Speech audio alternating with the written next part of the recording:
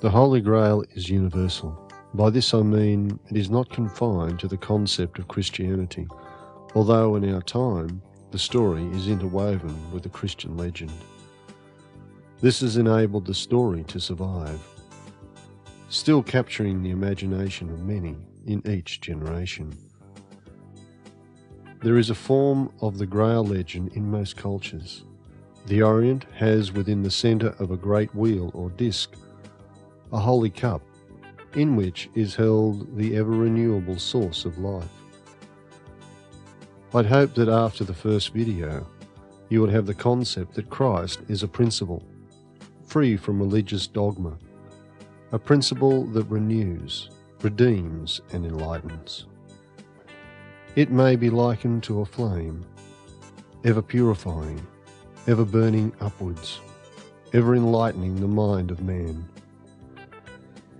You may call it Buddha, Krishna, the Tao, the Great Spirit, one embodiment of this principle wisely said, "By whatever name you call the Lord, I shall come." This suggests that the name is not of major importance. Knowing the universal is. The name represents the principle. But if you know not the principle, then thy name is in vain. Search for the Grail. In ancient Egypt, the dead were invoked into the thoughts of the surviving by the Ren and the Ka, the name and the image. Man was created in the image of God. All men, women, are in the image, no matter what race or religion. It is universal. Man is the image of God. We are not the body. We can be its servant or its master, its Lord. Throughout nature there is an incredible intelligence, demonstrating its existence. It shows its beauty within the rose, its strength in a lion, its subtlety in a sweet fragrance, its passion in life. It holds the planets in place, maintains creation with a scale of balance. All are equal in its eye. Call it what you will, Christ, Buddha, Messiah, Allah, Krishna, Jah, whatever name is yours. But know it, for it existeth within you, the quest for the Grail, the creation of the philosophical stone of the wise. Know thyself. Drink from the cup of life.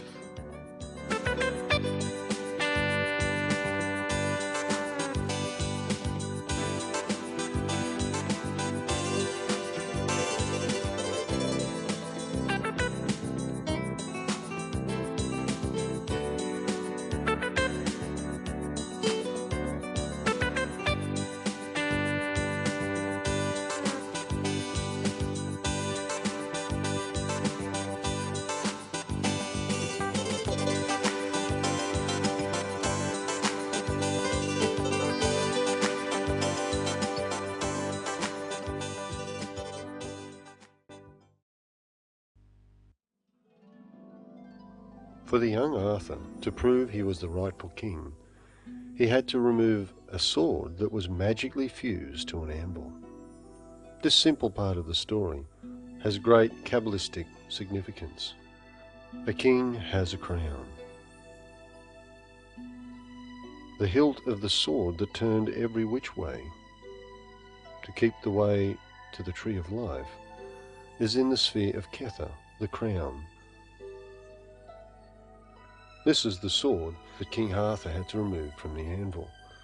The anvil is a symbol of the Sephiroth Malkuth, the sphere at the very bottom, the kingdom, who is the place of the four elements. To remove the sword from the anvil is to extract the quintessence, the spirit, the intelligence from nature. But the old Kabbalistic saying says, as Malkuth is in Kether, so too is Kether in Malkuth. Man is created in the image of God, Among the many things this image represents is a sphinx, who depicts the cherubim, the four great elemental forces of nature. The initiates of ancient Egypt had to pass through the Sphinx before entering the Great Hall of Initiation in the pyramid. This is the same symbolic story as the Holy Grail and the philosophical stone of alchemy. The initiate had to pass through the Sphinx before entering the Great Pyramid. That is to say, that before the initiate could enter the pyramid, he or she had to master the elemental nature. Know its divine nature, for we are created in the image of God. To know the Creator, man must extract him from this image. Or, in alchemic terms, one must extract the quintessence from the herb, metal, or stone. This quintessence is considered the life force and is of great therapeutic value. Christ had 5 wounds, and the blood of these wounds collected in the Grail, a quintessence. Once the initiate had passed the trials of the Sphinx, he moved on to the pyramid. The pyramid produces an energy, or the quintessence. Among the rites of the pyramid was one of death and resurrection. The initiate was placed in a sarcophagus for 3 days,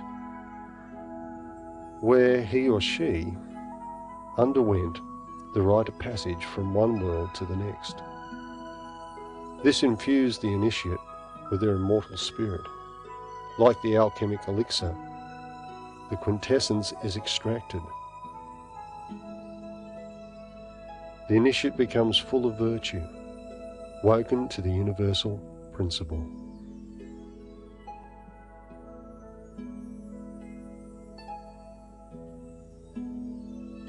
The young Arthur extracted the sword from the anvil and became the king full of virtue. The Great Pyramid has a missing capstone, a sword awaiting the rightful king to remove it from the anvil. This pattern also appears in the initiatic steps of Hermetic orders. The 4 grades of neophyte, Zelta, Practicus, Philosophus are elemental and involve the creation of elemental weapons. The grade of Adeptus Minor, or Taparith, is where the initiate attains knowledge and conversation with a holy guardian angel. From this point, the initiate has no need of earthly instruction. Instruction comes from the higher genius. Jesus was crucified upon a cross. This cross. Above his head were the letters INRI. Jesus of Nazareth, King of Israel. In thy name shall many great things be done. He also said, I have come with a sword. He spent 3 days in a cave, where he rose from the dead.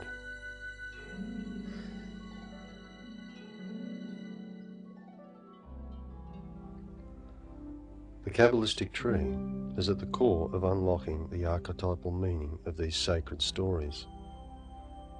Its 10 spheres, Sephiroth, and 22 paths are in a way like a cosmic computer filing system containing all manner of archetypal information relative to the nature of these 32 divisions.